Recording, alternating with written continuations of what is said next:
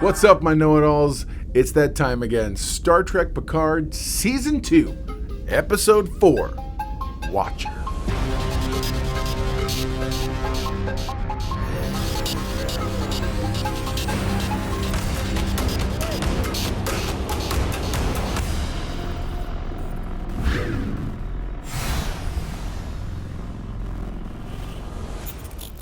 With time running out to save the future, Picard takes matters into his own hands and seeks out an old friend for help.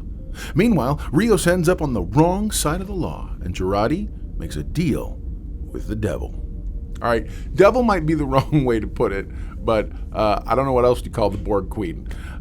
So this episode it's a balancing act between the A plot and the B plot, and I felt like they focused a little too much on the B plot, and it was to the detriment of the episode, making it so far my least favorite episode. Now, I do like where we eventually go, so I'm still with it. I'm still here. I'm on board. Trust me. And you start out with, they start out back on at Chateau Picard, before it becomes Chateau Picard, when it's just a place that's kind of run down and they crash the ship into. Shout out to Michelle, by the way, and thank you for joining and subscribing all of my socials and all the whatnots for Mr. Know-It-All. Thank you, Michelle, for joining the Know-It-All Nation. So because she's the one who told me in the comments section, she reminded me that it was Chateau Picard. Anyway, so we go in, and Picard and Jurati are doing their best to try to communicate with whoever they can find. And we go to a scene where you see Raffi and Seven. They found the clinic. They tracked down the Rios' Combadge.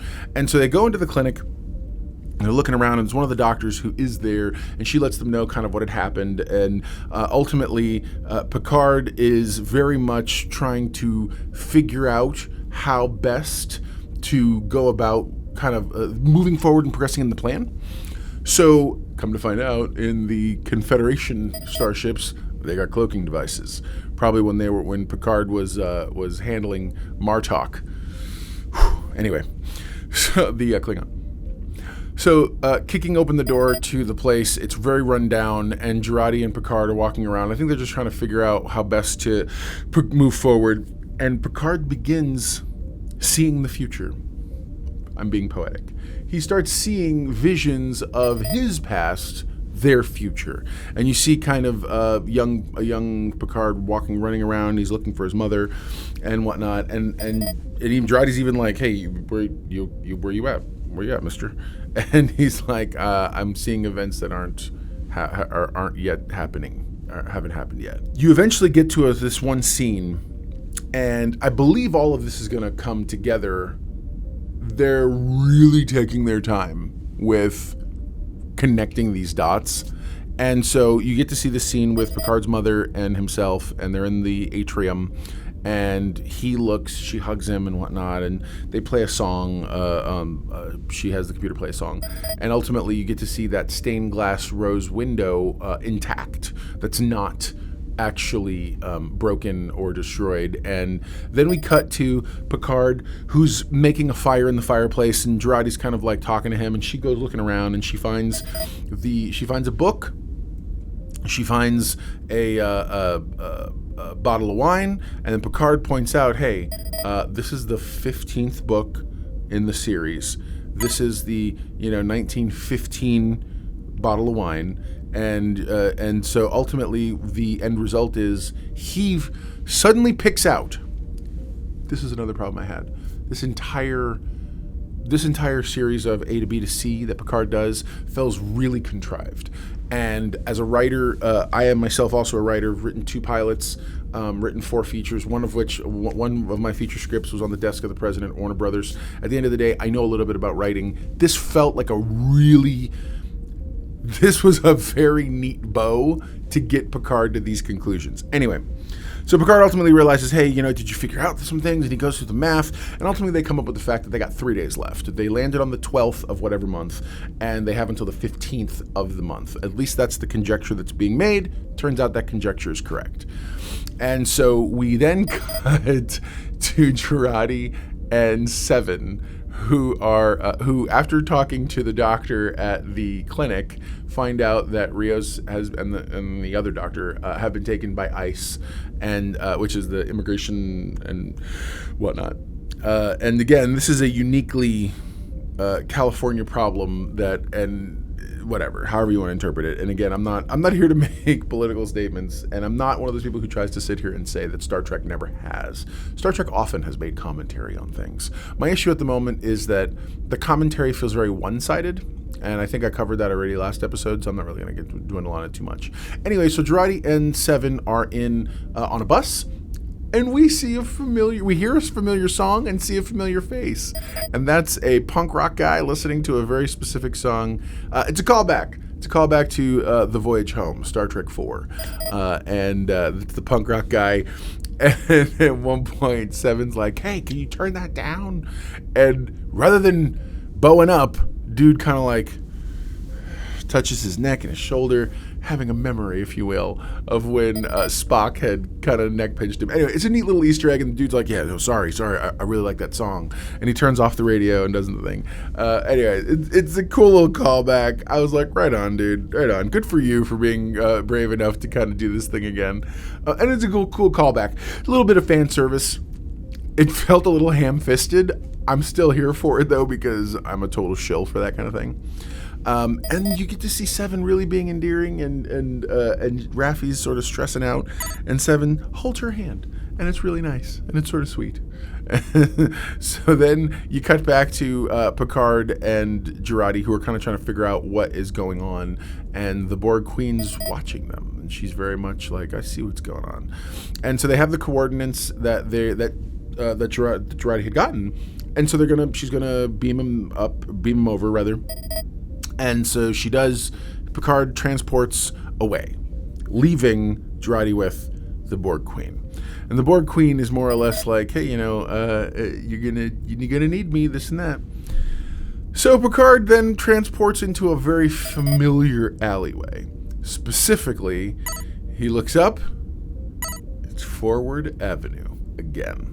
Specifically 10 forward.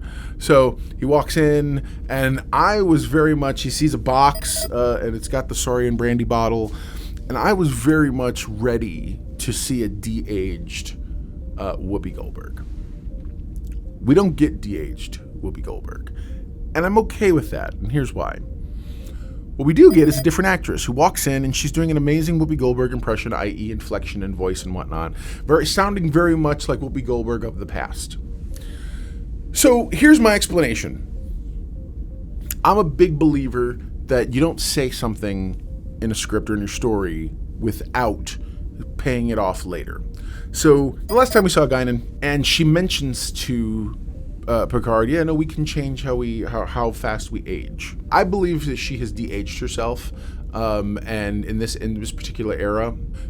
So we know for a fact that in the Next Generation episode Time's Arrow, which was the season 5 and 6 cliffhanger, and episodes 26 from season 5 into episode 1, and because they used to do that all the time, cliffhangers.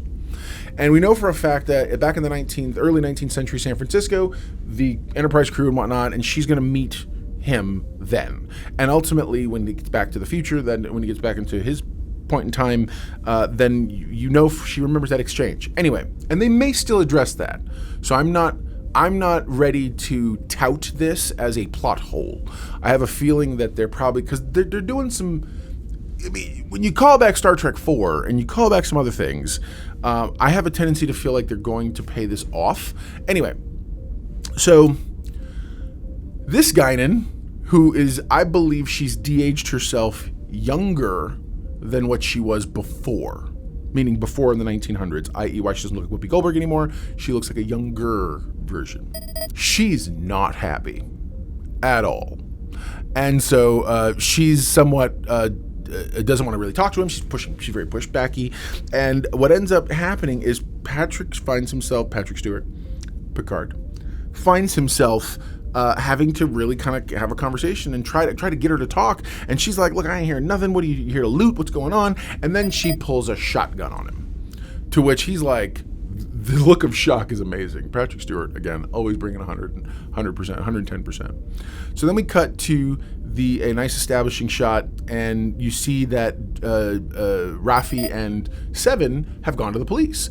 And this police officer is kind of really doing her best to sort of not be upset and angry. And there's this guy watching them having their exchange and whatnot. And I have a feeling he's supposed to be an Easter egg to something else from back before, but he's just kind of looking and watching.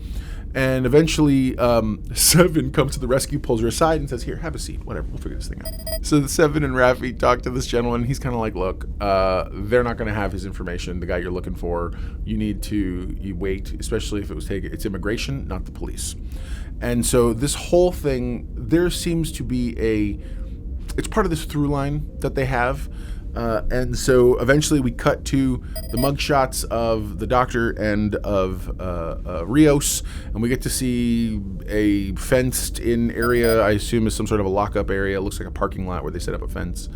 And so then the ICE officer comes in, and they make an example of a guy, and he's very racist, and he's very like, "Hey, sorry about that, Juan, blah, blah, blah." It's just whatever.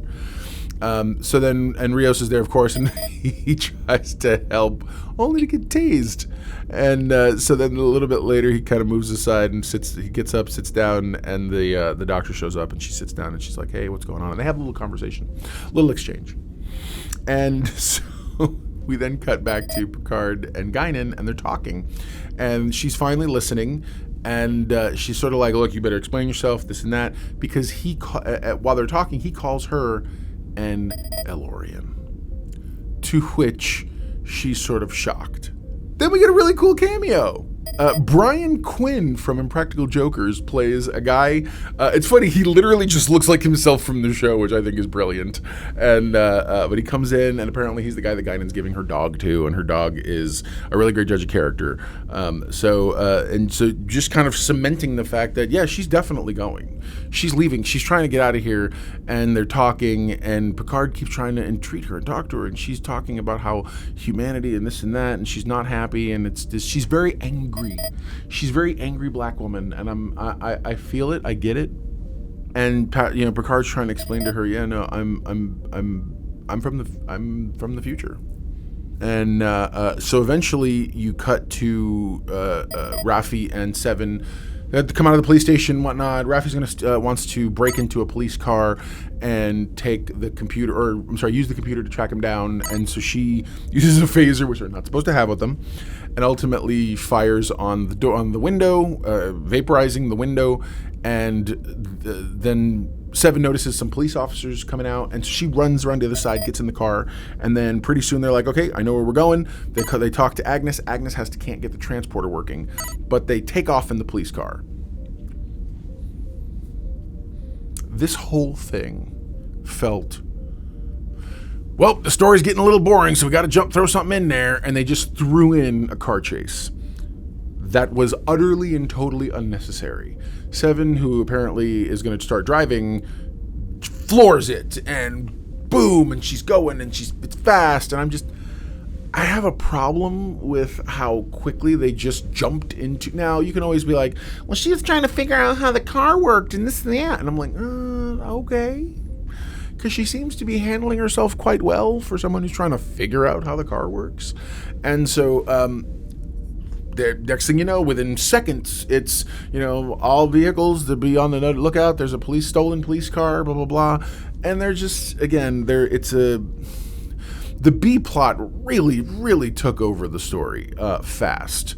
And it felt like, the formula somebody went, "Yep, time for a car chase."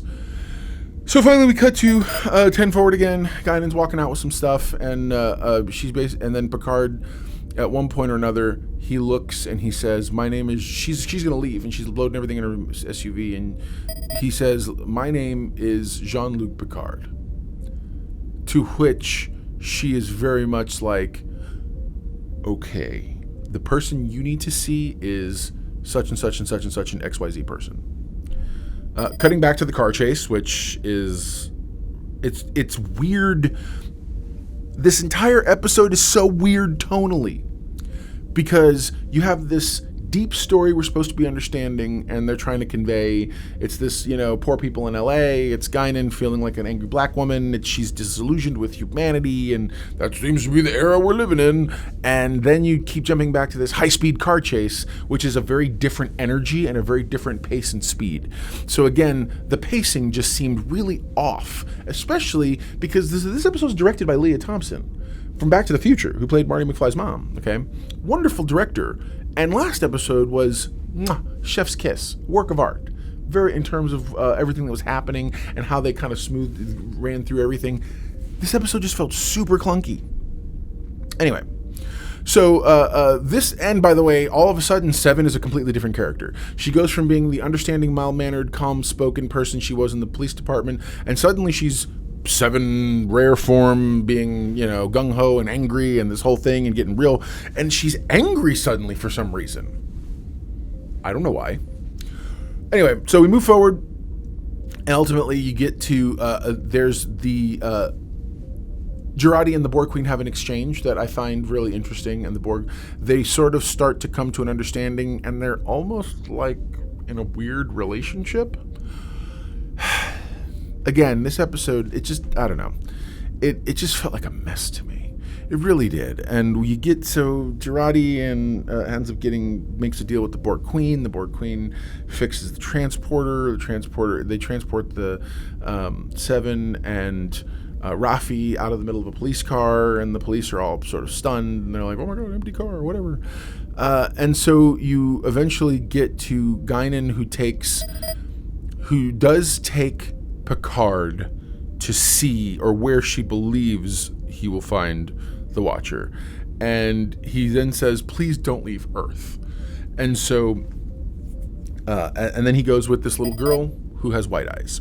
The little girl is not the Watcher, but she takes him to the Watcher, and it turns out that the Watcher, they pass several people, same thing with the eyes.